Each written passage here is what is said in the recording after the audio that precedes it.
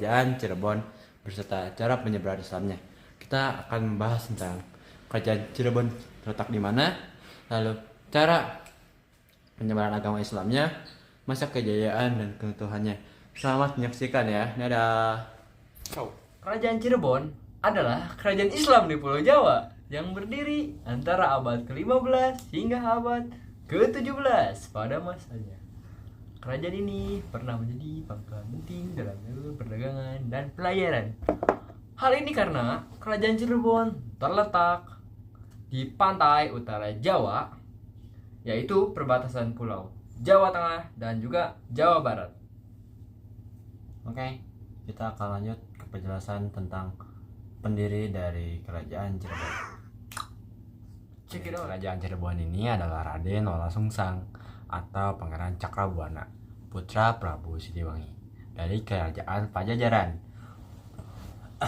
Pertumbuhan dan perkembangan pesat dialami kerajaan ini saat diperintah oleh Syarif Hidayatullah atau yang lebih sering dikenal dengan Sunan Gunung Jati pada tahun 1479 sampai 1568. Lalu diketahui bahwa Cirebon pada awalnya ada sebuah dukuh kecil,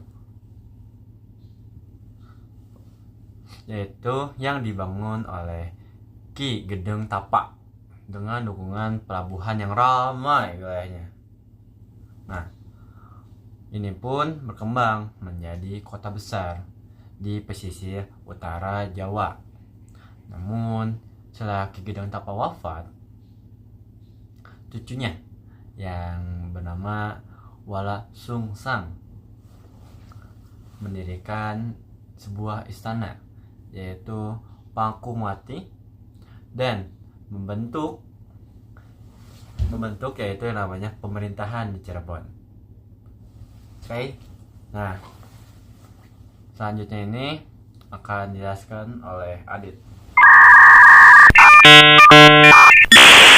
Demikian, orang yang dianggap sebagai pendiri Kesultanan Cirebon adalah Walang Sungsang atau Pangeran Cakrabuana.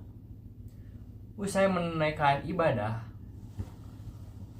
haji, dikenal sebagai Haji Abdullah Iman dan tampil sebagai Raja Cirebon pertama yang aktif menyebarkan ajaran agama Islam kepada rakyatnya.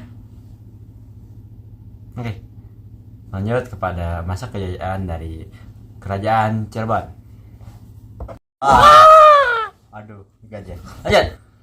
Pada masa keemasan Kerajaan Cirebon, Raja terkenal Kerajaan Cirebon adalah Syarif Hidayatullah atau Sunan Gunung Jati yang berkuasa antara 1479 sampai 1568 Masehi.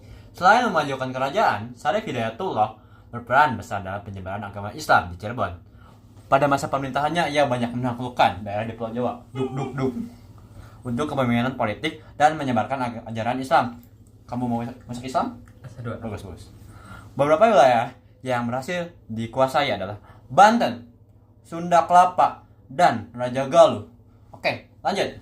Sementara di bidang perekonomian, Sunan Gunung Jati ini beratkan Beli-beli pada perdagangan dalam berbagai bangsa seperti Campaka, Malaka, India, Cina, Arab.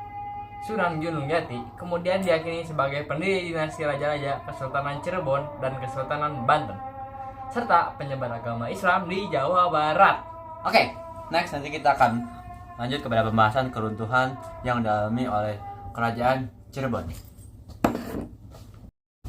Keruntuhan Kerajaan Cirebon. Runtuhnya Kerajaan Cirebon dimulai pada tahun 1666 pada pemerintahan Penembahan Ratu Kedua atau Pangeran Rasmi. Penyebab keruntuhan dilatar belakangi oleh fitnah dari Sultan Amangkurat I, penguasa Mataram yang juga mertua Penembahan Ratu Kedua. Sultan Amangkurat I memanggil Penembahan Ratu Kedua ke Surakarta dan menuduhnya telah bersekongkol dengan Banten untuk menjatuhkan kekuasaannya di Mataram. Akibatnya, penambahan ratu diasingkan dan wafat di Surakarta pada tahun 1667. Setelah penambahan ratu kedua wafat, kekosongan dalam kerajaan Cirebon diambil oleh Mataram. Jadi itulah cara penyebaran Islam oleh kerajaan Cirebon, dan itu juga tentang kerajaan Cirebon seperti letaknya, lalu masa kejayaannya, masa keruntuhannya, dan para pendirinya. Baik, sekian dari kami. Wassalamualaikum warahmatullahi wabarakatuh.